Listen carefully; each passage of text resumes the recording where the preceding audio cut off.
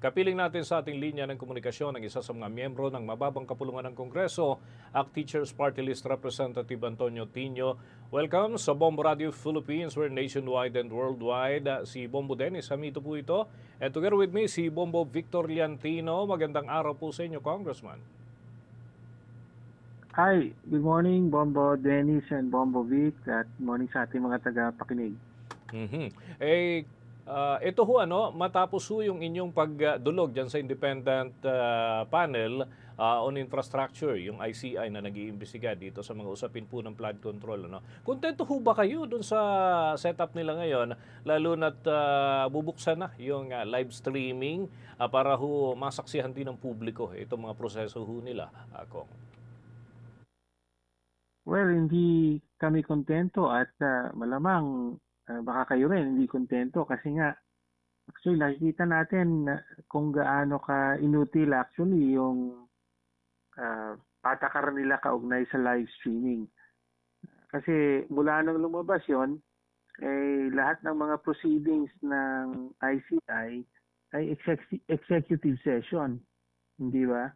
Kasi nag-a-allow yung ina-allow ng patakaran nila na kapag yung resource person ay hihiling ng live streaming, ng executive session, ay wala ng live streaming.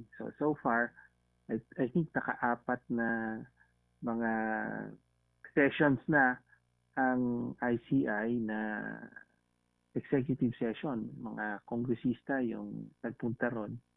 Tapos, hindi naman nakita ng publiko o narinig ng publiko kung ano yung naging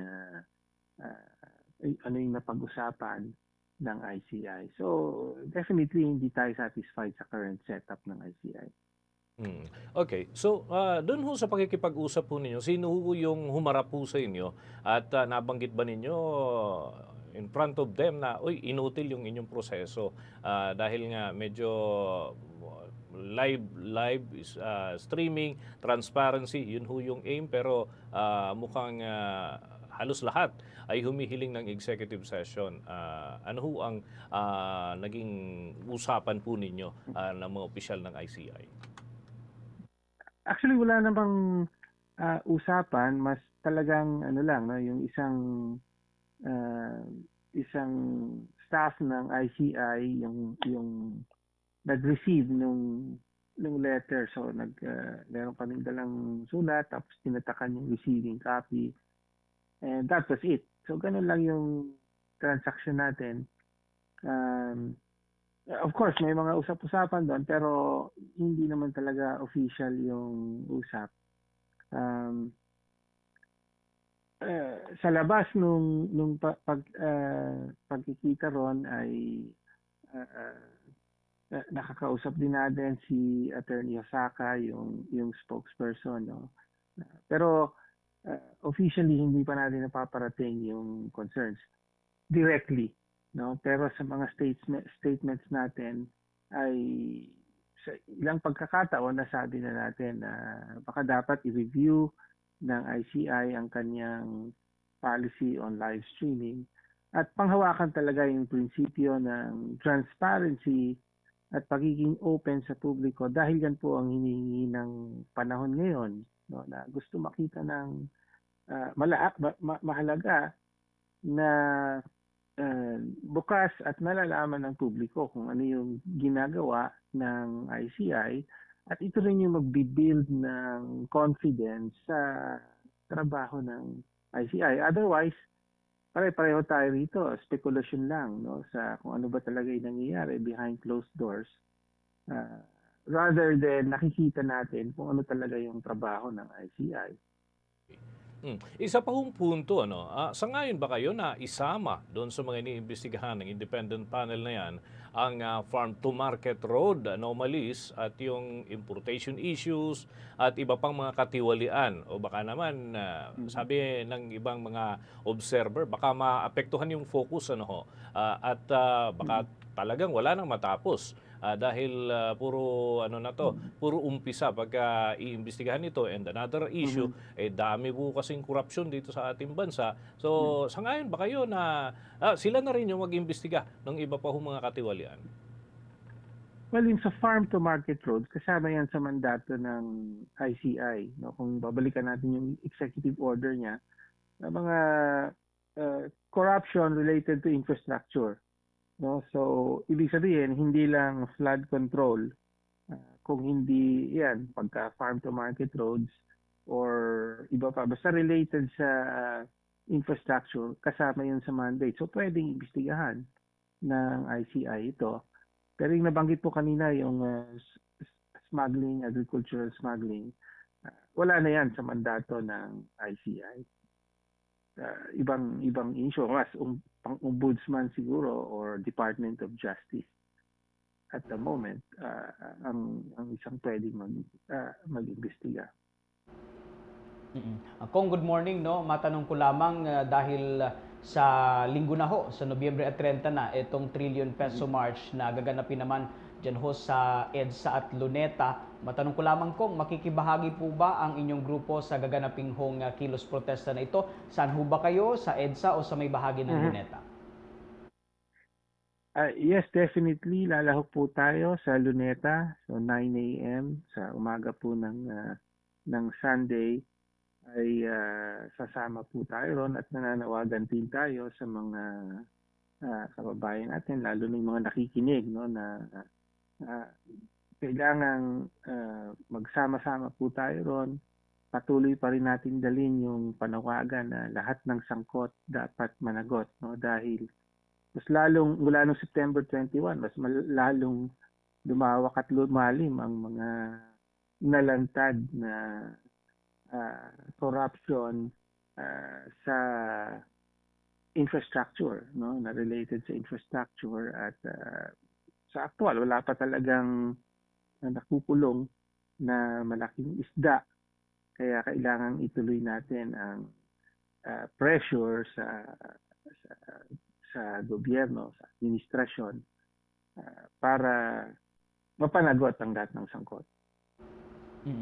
Kung sa panawagan naman na Marcos resign, o siyempre automatic napapalit itong si Vice President Sara, and kung resign BP naman, ang posibleng maging Pangulo ay si Senate President o kaya ay Speaker of the House. Hindi kaya kung mas magiging magulo ang ganitong setup? Nasa constitution mismo yung ganyang constitutional succession. No? So, ibig sabihin, kahit yung mga framers ng ating konstitusyon na anticipate yung posibilidad ng ganitong senaryo, no, na aabot sa punto na kailangan magbitiw pawang ang presidente at vice presidente. So anticipated yan at merong provision for a transition period, no, so na yung whether it's the Senate President or the Speaker of the House, acting capacity lang yan, tapos kailangan within 60 days ay maglunsad ng bagong eleksyon. So, magulo ba ang tawag dyan? I think constitutional. Merong proseso na pinoprovide ang Constitution dito. Okay. So kung itong darating ho na araw ng linggo ay sabi ho kasi niyan, itong dito sa EDSA ay karamihan dyan, yung mga taong simbahan, and doon naman sa Luneta ay iba't ibang grupo. Paano ho kayo naghahanda at sabi, para hindi masingitan ang mga sadyang gustong maghasik ho ng kaguluhan, paano ho natin nirerendahan yung ating panig naman hinggil ho dito sa mga kilos protesta na ito para lehitimong rally lamang yung mangyayari, Kong? Lagi naman ay kasama sa paghahanda sa mga rally yung pagtiyak sa na maayos at secure yung rally, no, so kaya merong mga marshals, merong pagharap na nagawa sa pagitan ng mga organizers at ng MMDA, for example. So, lahat po ng mga measures ay beforehand ay isinagawa at sa araw mismo ng rally para matiyak yung na magiging maayos at payapa ang pagkilos na ito. No? So, bukas po ito sa lahat. No? At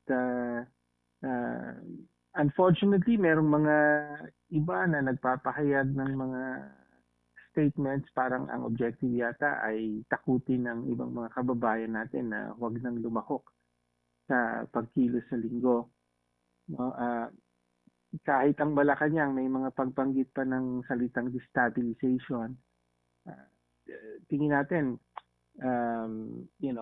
part yan ng efforts para ma-discourage ang participation ng mamayan. Pero may, I think, na-assure ng mga organizers na pagiging payapa at well-organized at secure ang pagkilos. Ang mas importante po ay yung paglahok ng pinakamaraming bilang ng ating mamamayan.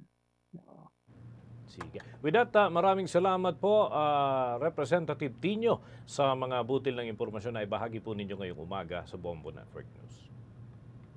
Maraming salamat. Magandang umaga po.